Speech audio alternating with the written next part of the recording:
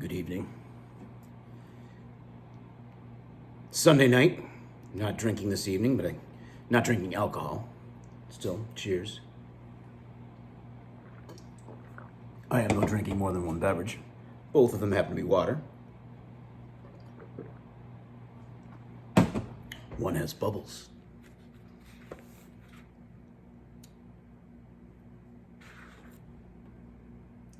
Part 3. Here's where we left off. We had actually been sitting there in the Polo Lounge for many hours, drinking Singapore slings with mezcal on the side and beer chasers, and when the call came, I was ready. The dwark approached our table cautiously, as I recall, and when he handed me the pink telephone, I said nothing, merely listened. And then I hung up, turning to face my attorney. That was headquarters, I said. They want me to go to Las Vegas at once and make contact with a Portuguese photographer named Lacerda. He'll have all the details. All I have to do is check into my suite, and he'll seek me out. My attorney said nothing for a moment, and then suddenly he came alive in his chair. God hell, he exclaimed. I think I see the pattern. This one sounds like real trouble. He tucked his khaki undershirt into his white rayon bell-bottoms and called for more drink.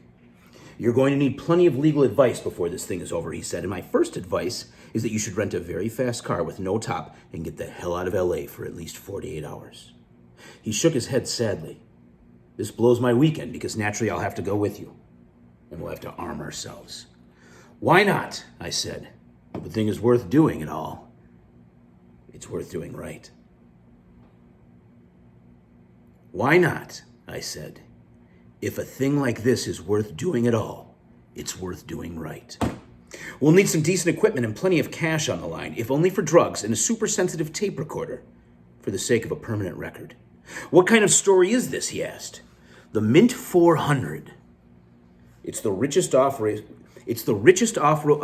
race for motorcycles and dune buggies in the history of organized sport. A fantastic spectacle in honor of some fatback grossero named Del Webb, who owns the luxurious Mint Hotel in the heart of downtown Las Vegas. At least that's what the press release says. My man in New York just read it to me. Well, he said, as your attorney, I advise you to buy a motorcycle. How else can you cover a thing like this righteously? No way, I said. Where can we get a hold of a Vincent Black Shadow? What's that? A fantastic bike, I said. The new model is something like 2,000 cubic inches, developing 200 brake horsepower at 4,000 revolutions per minute on a magnesium frame with 2 styrofoam seats and a total curb weight of exactly 200 pounds. That sounds about right for this gig, he said. It is, I assured him. The fucker's not much for turning, but it's pure hell on the straightaway. It'll outrun the F-11 until takeoff. Takeoff, he said. Can we handle that much torque? Absolutely, I said. I'll call New York for some cash. The New York office was not familiar with the Vincent Black Shadow. They referred me to the Los Angeles Bureau, which is actually in Beverly Hills, just a few long blocks from the Polo Lounge. But when I got there, the money woman refused to give me more than $300 in cash. She had no idea who I was, she said. And by that time, I was pouring sweat. My blood is too thick for California. I've never been able to properly explain myself in this climate.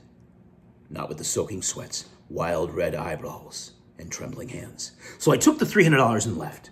My attorney was waiting in a bar around the corner. They won't make the nut, he said, unless we have unlimited credit. This won't make the nut, he said, unless we have unlimited credit. I assured him we would. You Samoans are all the same, I told him.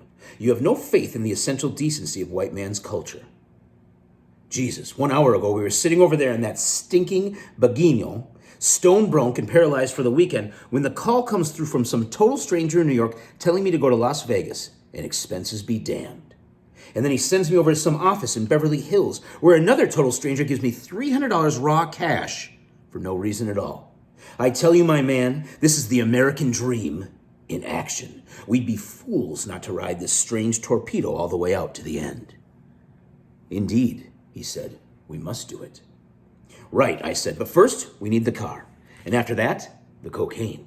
And then the tape recorder for special music and some Acapulco shirts. The only way to prepare for a trip like this, I felt, was to dress up like human peacocks and get crazy, then screech off across the desert and cover the story. Never lose sight of the primary responsibility.